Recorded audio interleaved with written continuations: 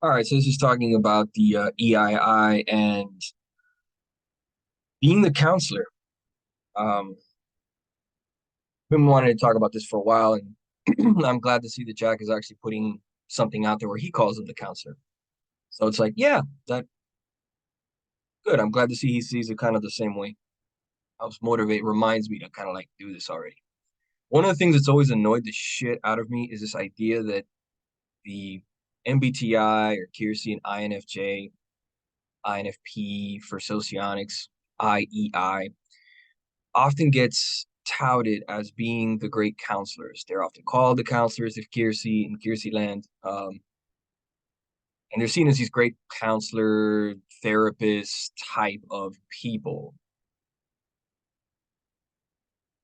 which, okay, fine in the Kiersey spectrum, but really from a socionics point of view, I always found that to be super sketch. Like it just seems like total bullshit. Now, there's a few reasons for this. Okay, apart from just my opinions, if I was trying to be objective and give you reasons why. The obvious reasons is one, an EII, okay, Delta Quadrant EII type values FI has very good usage of NI and actually values NE. Now, the combination of NI blocked with NE means that you have a type that is very interested in people, but very interested in the different kinds of people, being very open-minded to different ways of life, different ways of viewing things, different approaches, and doing it in a non-judgmental way.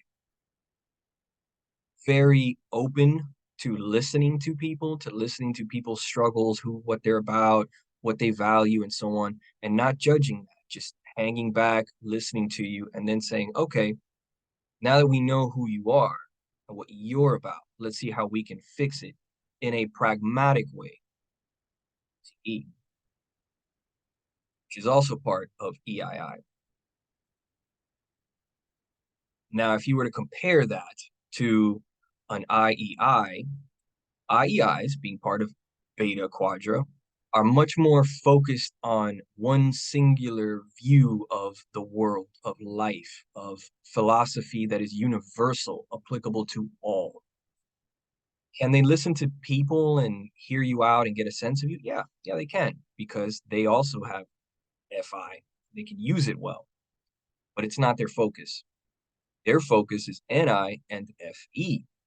So they're focused on one singular viewpoint that's meant for everyone, for the masses. So you see a lot of these types that become good at being philosophers, good at being sometimes people who start political movements or economic ideas and so on.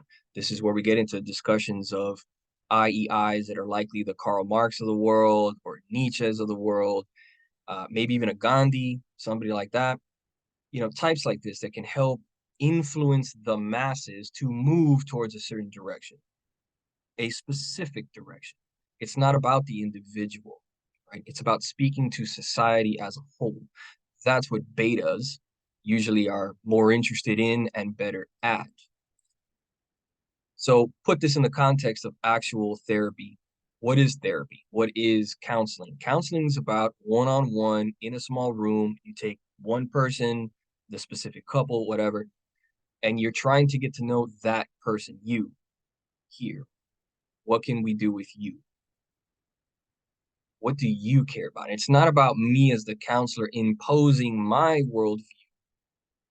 It's about adjusting to that individual's worldview, what they value, what are they interested in, what's your life like, where do you come from, what's your background? Okay, how do we adjust to that? And then how can I give you something useful, practical, demonstrably effective to accomplish something to get you on the right track? That's very TE focused now. And I'm going to use in therapy whatever works. I'm not going to use the same tool over and over again because maybe it doesn't work for you. It worked for the other guy, but not for you. So I have to adjust different tools, what's going to work, what's going to be effective. So having a better usage of TE here is actually helpful. Bearing in mind that an IEI does not give a shit about TE. It's their blind spot. It's their weakness. They don't care. IEIs are very good at being very philosophical and theoretical. Many will flat out tell you that. And if you don't believe me, watch the interviews. Jack has a crap load of these interviews. Watch his discussions with Michael Pierce, a well-known IEI, who flat out admits to being interested in philosophy and sticking with the theoretical. What works in his mind in general principles, that's great. It's not necessarily important what's the evidence that proves that this works or doesn't work. It's not really that important to them. And I can show you example after example of IEIs admitting that stuff. Um, so, to me, this concept again of the IEIs being the better counselor, it was always kind of like goofy. It was just like, what are you kidding? It's not what betas want. It's just not really what they're about. Now, don't get me wrong. I know someone's going to comment and be like, oh, but I'm a counselor and I'm great. Listen, I know, fine. Some IEIs can do it. There are people that just, they decide this is what they want to do. This is their job and career path that they've chosen for some personal reason. Absolutely go for it. Okay. Any type can do almost anything. Okay. There's a lot of types that might be interested in going into therapy, counseling, psychology for a variety of reasons. But if we're going to get into this discussion of like which type is really more naturally, inherently suited, certainly based on the theory, but also, in my opinion, based on observable fact, just look at these people. EII is better. EII, FINE, it's even a type that is known to enjoy like playing acting roles where they're always stepping in the shoes of someone else. They're being this character that is totally different from them. The Johnny Depps of the world and people like this that are often seen universally as EIIs, and they like to play something else. They like to act completely differently.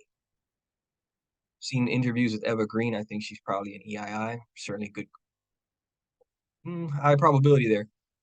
Another one likes to play these characters that are quite different from what she actually is in her personal life. They really enjoy stepping in the shoes of someone else, is my point, which is extremely helpful if you're going to be counseling other people. I also noticed that EIIs can be very open towards really deltas. So I'm expanding a little bit now into delta NFs, whether it's EII or IEE, being just the delta quadrant values, they're very interested in helping people and helping people grow and get better. Self-help stuff. They're very interested in people who are the down and out, the forgotten people of society, people that nobody else cares about.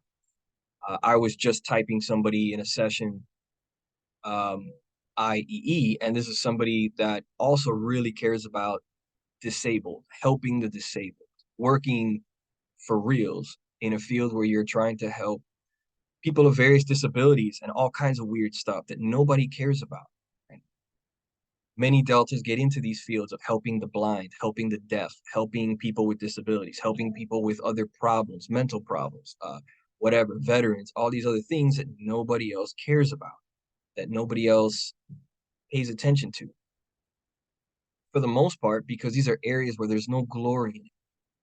There's no fame in it, really. There's no glory in it. There's no money to be made in it. There's not a lot of tangible reward in it. The only reward you get is an emotional one that you feel like you connected with other humans and you made their life better. You helped to improve them somehow. Very, you could call it self-helpish. You could call it almost monastic of like, just helping people in a spiritual way, whatever. Right?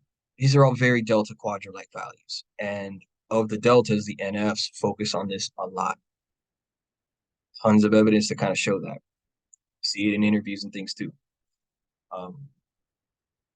All this humility. So where else I want to go before I keep rambling on here? But essentially, yeah, the in this, I don't even know if I want to call it debate, but sometimes it can be if you get on the crazy Reddit places and all these other areas where they love to talk up the IEIs as the greatest things in sliced bread. Like, you know, and they have their purpose, they have their place. Again, you have these Gandhi-like figures and other people like that who were remarkable people. They're wonderful. They did a lot of things for a lot of people. Um, so they have their part, but their part is more in the public sphere, in a social area, trying to guide society or guide other individuals, particularly their dual, like an SLE, guide those people on the right path to make the world and reshape the world as a whole into a certain direction. That's where the IEIs thrive. But when it comes to really spending your time working one-on-one, working with those down and out people, you want to turn to Delta Quadrant. And more specifically, you want to get at with the EIIs. As I said, I think the evidence is there, and I think you could look at the theory, the structure of socionics, how the functions, okay, the elements within the functions are combined, and it's blatantly obvious to see that. So putting that out there, shout outs to my EIIs. They don't get enough attention. In fact, Delta Quadrant as a whole doesn't get enough attention because they're not as active. They're not one of these types that are one of these groups that are really reactive and seeing people post things and then they flip out and they have to start commenting and getting into the arguments and stuff. They tend to just see shit and just keep on going. Um, so shout outs to them. I'm certainly going to be talking about them a lot more because they are a very forgotten about group. Some of the gammas are also kind of forgotten about quite a bit. So leave your comments, like and subscribe. I'm sure a few people, maybe some of you who are Delta will appreciate this. Maybe some people who are betas, IEIs will absolutely lose their minds, their hair will catch fire, whatever.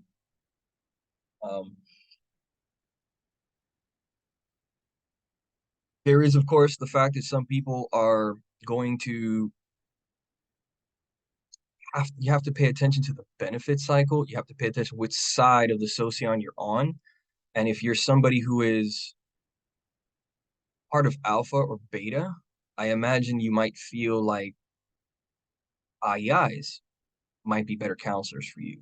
I know that all of my INTP, my LII types are gonna say, no, I love the IEIs. They're so wonderful for me, whatever. It's fine. They're part of that particular benefit cycle for you. You both value TI a lot, you both value FE a lot. You have more things in common there that makes that IEI probably feel like a better counselor for you.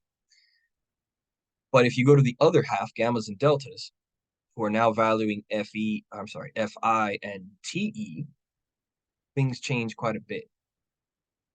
And now their impressions of who do they like more, an IEI or an EII, are likely going to change quite a bit.